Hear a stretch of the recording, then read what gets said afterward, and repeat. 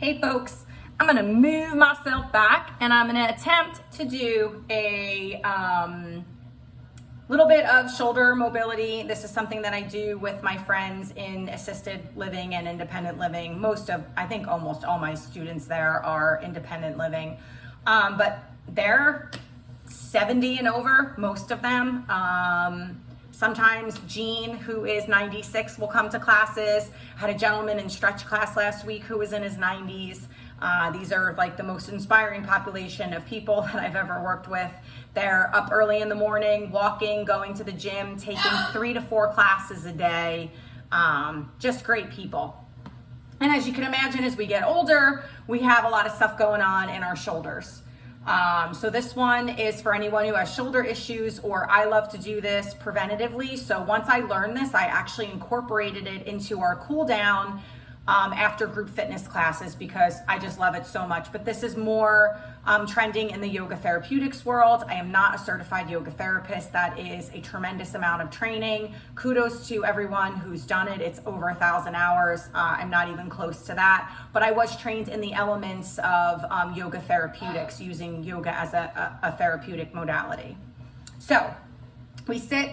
I keep my one palm on my thigh and we just begin to bring the shoulder up and down and up and down.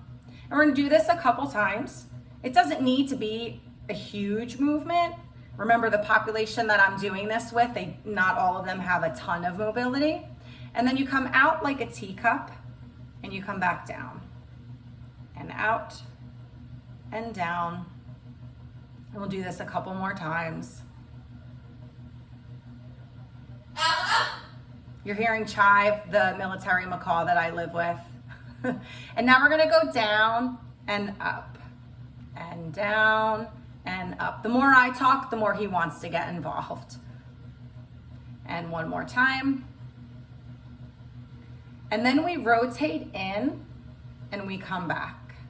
Rotate the arm in. So I like to tell my students to lead with the thumb because it's easier for them that way when I'm giving verbal cues versus saying lead from the shoulder. At least that's what I find helpful. And then we put it all together. So we come up and out, and as we go down, we rotate in. So it becomes this nice, beautiful, fluid movement.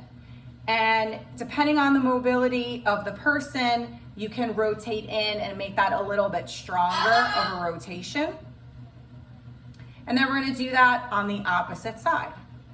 So just place this palm in your lap.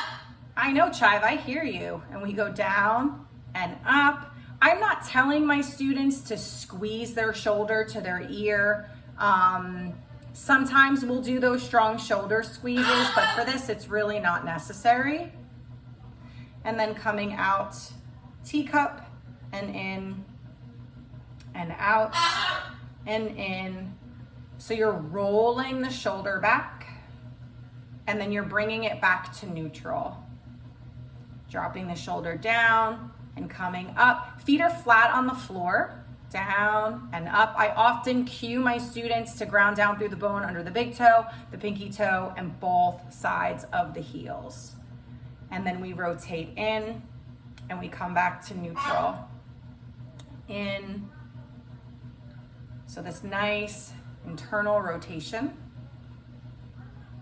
And then this works their brains. And again, you have to remember the population that I'm talking about. I mean, I think it works all of our brains, but they really have to think about this. So I love this part, is putting it all together. And then doing both arms at the same time. So it's very simple, super subtle, enormously therapeutic. And this is great to incorporate in a cool down or even a warm up for a fitness class, which I often do because I just think it's a really nice little flow. All right, so I finally did a video. Woo, go me. My roommate is outside tanning and I closed the door and I said, don't open it unless you're dying or bleeding. Take care.